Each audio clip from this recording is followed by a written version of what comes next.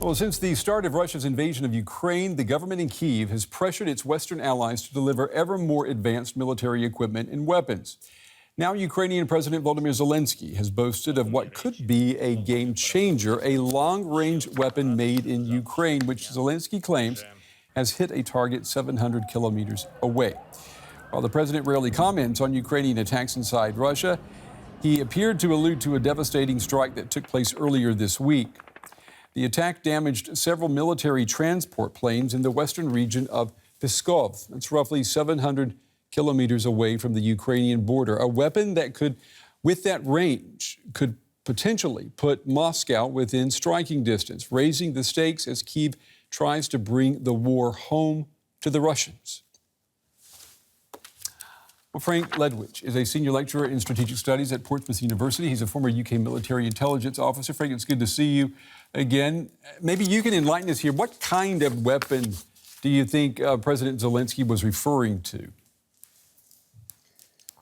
Good evening, Brent. It's probably a drone called the Bober in Ukrainian, or Beaver in English. It has a range of about 1,000 kilometers, 20 small payload, but obviously looking from the so-called battle damage assessment pictures of Pskov airfield, it's very precise.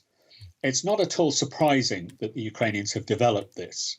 They have had for decades a tradition of high level of capability in developing the best tech in the old days that the Soviet Union had, and now in Eastern Europe. They're really capable. I'm not surprised at all they're able to develop this, and they will go on to develop more. Is this a game changer in the war? Could it be? I'm very hesitant to name any weapon system, including the, let's say, classic ones from last year, which we can all go through. This particular weapon is not a game changer. As I say, it has a very small payload, but the process is very important. What we see is Ukraine developing and continuing to develop its arms industry, its indigenous arms industry.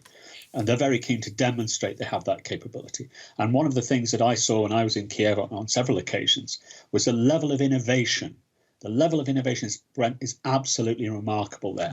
All that, the national genius has been, which many of us see, by the way, on our screens years and years ago, that's over the last few years, high-tech, Ukrainian high-tech, has been turned inward and then flung outward towards Russia. They're very capable at this kind of thing. Yeah, I mean, I think this is one of the two big surprises for the public regarding this war. The first surprise is the poor performance by the Russian military for the past 18 months. The second being what you're telling us is that the Ukrainians have been developing sophisticated weapons and that they have the capability. I mean, I don't think many people on the street would have said Ukraine, off the top of their head, is a country that is dedicating resources to weapons that could be used in a war successfully against Russia. This is the country that built Russia's or Soviet Union space rockets. This is the country that built the largest aircraft in the world and still operates them. This is the country which had the highest level of technical achievement in Eastern Europe, still does.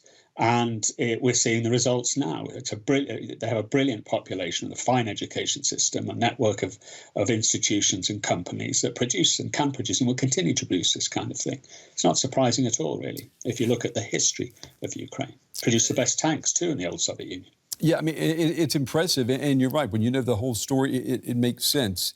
Ukraine's military intelligence chief now claims that the attack on Pskov was carried out from within Russian territory. I mean, what do you make of that?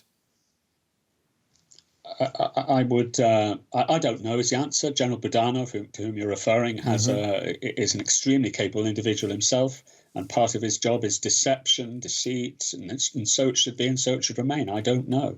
All I point out is the drone has the range to be fired from Ukraine. It may well be that they got them inside Russia. Frank Ledwidge, unfortunately, we're out of time, but we appreciate, as always, your valuable analysis. Frank, thank you. Have a good weekend. My pleasure. Thank you. Now let's bring in military analyst Marina Miron. She's with King's College London. Marina, what kind of weapon could Zelenskyy be referring to there? Good afternoon. Well, there are several types of drones that President Zelenskyy might have in mind. One of them is the UJ-22 drone. So that drone can easily fly from Ukrainian border regions all the way up to Moscow, despite the fact that the explosive charge it can carry is relatively small, so it wouldn't be able to do a lot of damage. And the second drone, about which much less is known, is called the Bieber or Babur drone, which can fly up to 1,000 kilometers. So those two drones could potentially fit the description of what President Zelenskyy might be hinting at. There is a third prototype of a kamikaze drone, but there is no name disclosed. So those are the main candidates.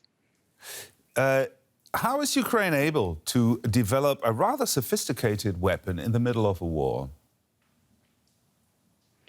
Well, it is difficult for Ukraine to develop anything under fire, so to say. However, the civilian community has stepped in. There has been a lot of fundraising. The government has also simplified import of Western parts that are necessary for construction of drones. The problem is upscaling. That being said, some of the drones have been in development for many years, such as a Bieber drone, for instance. It has been in development for 4 years and has seen its first use since the beginning of the invasion of Russia. So apparently, there is some capacity to produce drones or at least assemble them in Ukraine. The problem is, and that's what the Ministry of Digital Transformation said, is scaling the numbers to meet the demands of the military. Now, if you have developed such a weapon, why tell the world? Well, it is important for Ukraine politically, not just to show its own capabilities when it comes to development of drones, but also for political reasons, because the Russians have accused Ukraine of receiving Western help to conduct those strikes. And one particular version stressed the fact that the Baltic states might be implicated in helping Ukraine to launch an attack from their territory, specifically on the Pskov airfield. And therefore, for Ukraine, it is important to isolate the Western backers in order not to risk a potential escalation with Russia. That is why Ukraine always stresses that all weapons that are being used against Russia's territory are Ukrainian-made. If it is so, we don't know, but at least this is what Ukraine feels compelled to say, as not to drag the West directly into the conflict. Marina, another question. Ukraine's military intelligence chief claims the attack on Pskov was carried out from within Russian territory. What would that tell us if that were true? Briefly, if you can. Well, this is more of a deception, because I think for the Russians, it's important for the Ukrainian side to keep secret the launch sites from which the drones are launched to attack the Russian territories. Therefore, Kirill Budanov would say, well, we launched the strike from within Russia. That would confuse the Russians maybe a little bit, and not to give them any indication of what drones might have been used and what the range of those drones was. The military analyst Marina Miron there from King's College London. Thank you very much, Marina. Thank you for having me.